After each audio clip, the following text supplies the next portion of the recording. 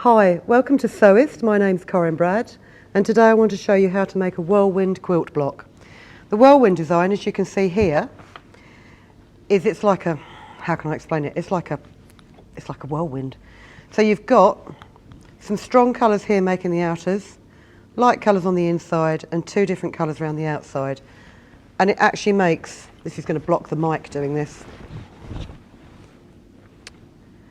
See, it looks so much better actually when I'm hidden by quilt.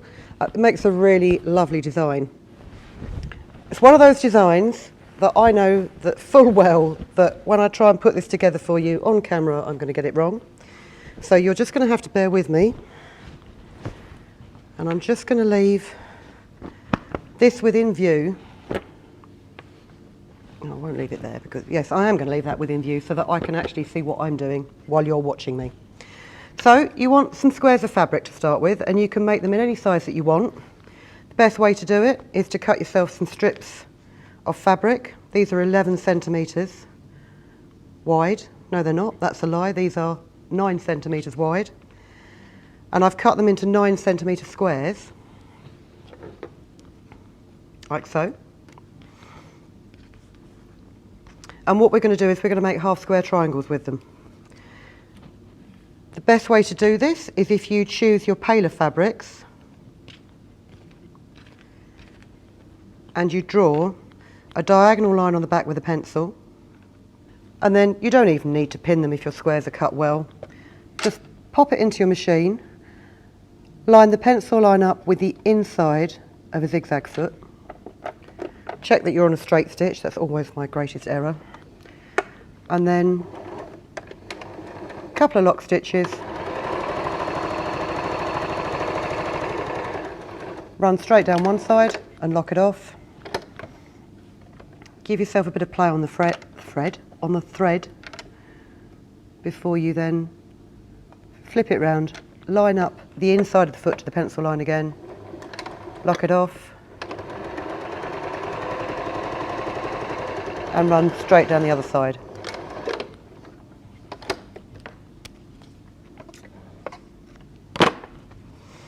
So then you've got your two half square triangles stitched together, and if you cut down the middle,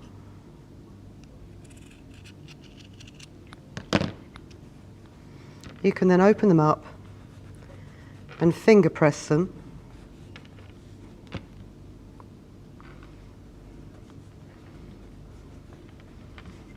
And it helps always if you put the seam to the darker side of the fabric. It's not imperative, but especially if you're using like a lawn weight fabric, not a decent quilting cotton, you will sometimes see that seam allowance from below the fabric. So once these have been finger pressed, what you need to do is you need to create several more sets of half square triangles using a combination of the fabrics that you've got. You only actually need, let's think, 1, 2, 3, 4, you only need 5 different fabrics. And it helps if a couple of bold colours, a couple of neutral colours and a couple of pale colours. But you'll have a selection of HSTs like this. And what I'm going to do is, because it's really quite complicated to try and show you how to piece it together, if you have a look in the description below, I'll draw out a diagram as a PDF so that you can see where colour A goes, where colour B goes, where colour C goes, because you need to create half a block like this. So here's half your block. We're going to assemble the other half of the block. Now bear with me, because we need to assemble this in a mirrored symmetrical design. And you know, sometimes when you just can't get your head around what you're doing, that happens to me quite frequently. So your best thing to do is to start with these bold colours, and then what you can do is fill in the remaining pieces like so.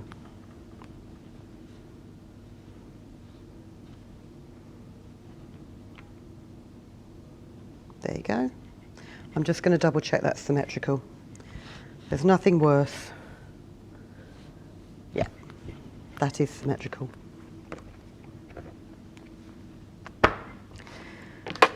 So we'll do the easy bit now, which is stitching them together. And your best bet is to sew them together in pairs.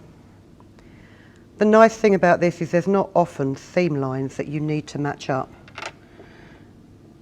And if your fabric has been cut straight,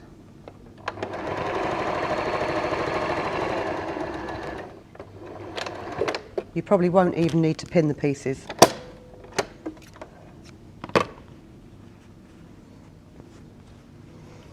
So there's one.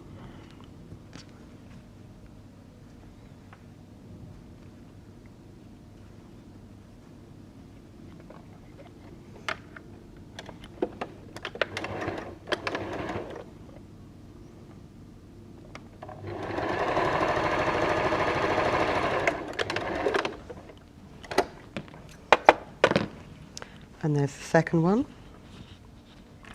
And then when you pair these up, if you finger press the seams to alternate sides, just to cut down on the amount of bulk that you've got there, pair it up and match those two centre seams and pop a pin in it, if I can find a pin.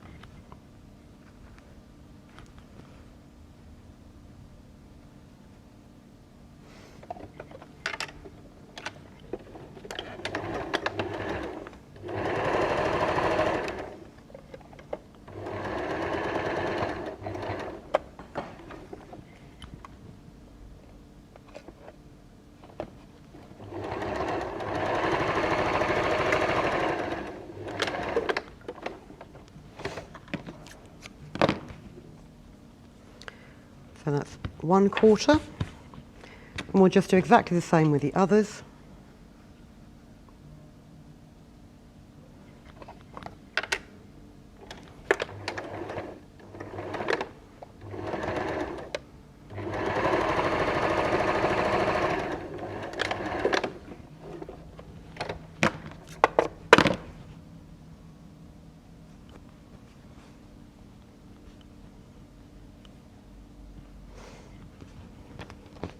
This is one of those quilts you spend your whole time going, have I done that right?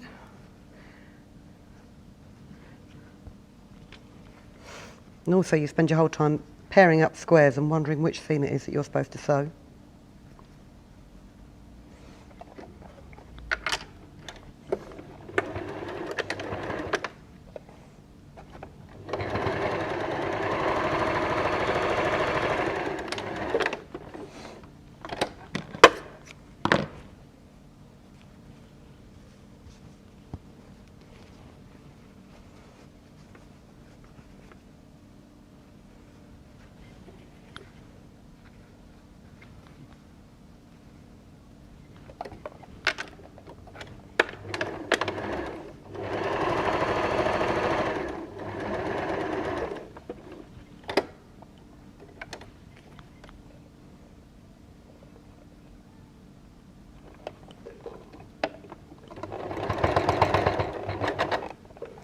Oh, this is what I mean sometimes about the bulk that you have, because obviously you're getting several layers of fabric there.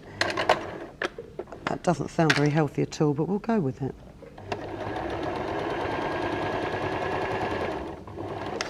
I thought for one minute I'd actually snapped the bobbin thread, but let's just check that that has, yeah, it's stitched in the middle. Always listen to your machine. If it makes a loud clanking noise, there's probably something amiss.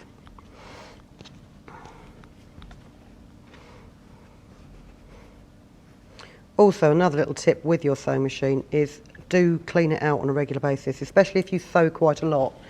You can normally take this feed bed out, get a brush in there around the race.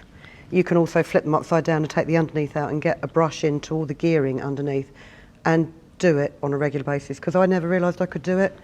I had a beautiful sewing machine that I used for 20 years.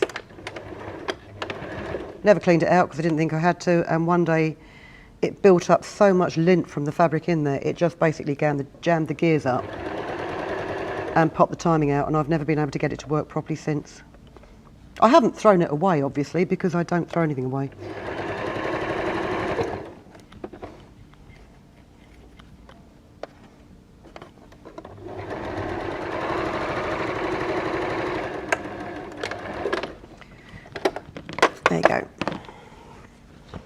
Now hopefully, all being well, I have actually sewn that together in the right order to make the symmetrical block.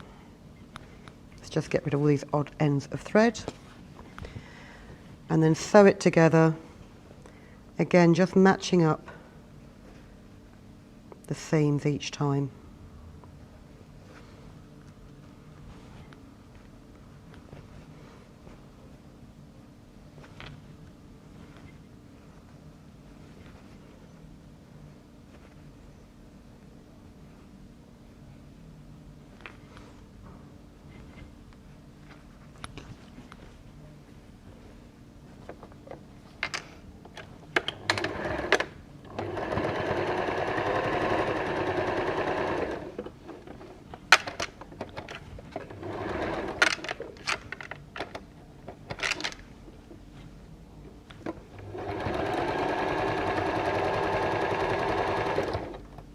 Don't forget to take your pins out as you're sewing, because you can break your needle if you run over a pin. It's unlikely, but it has happened.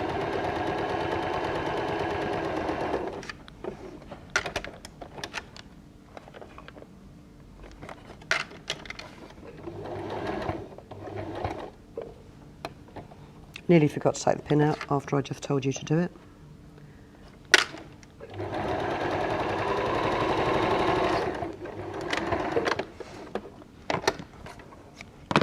And there you go, your Whirlwind quilt block.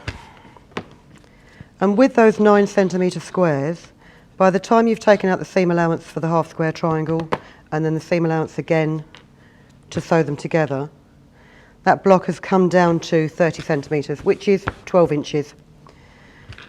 So that's quite a nice size to work with, actually, is a 12-inch block. I'm so glad I've been able to demonstrate this quilt to you, because this quilt has been sitting around in my house for ages and I've never done a demonstration because I simply can't figure out how to tell you how to do it. So I've done it now. You can see for yourself how to do it, and as I say, there will be a PDF file for you to see A, B, C, D. Alternatively, if you're watching this as an autoplay MPV file, I'm just going to leave this here as an overhead shot, so you can have a look at it, draw it out yourself and label it, so you can see how things go together. And you can see that you need to put a light colour with a bold colour, a light colour with the other bold colour, the light colour with a neutral colour, the bold with the neutral, the bold with the neutral. It's not the greatest explanation in the world, I apologise for that, but it is the most beautiful quilt block, so please do have a go. Let us know how you get on, have a look at us on Facebook, drop us a comment, and until then we'll see you again very, very soon. Thank you for watching. If you've been inspired to create, please share your makes with us in the comments section below. And if you've enjoyed videos by the Crafts channel, hit the like button. Want to see more of us? Then click subscribe. See you next time.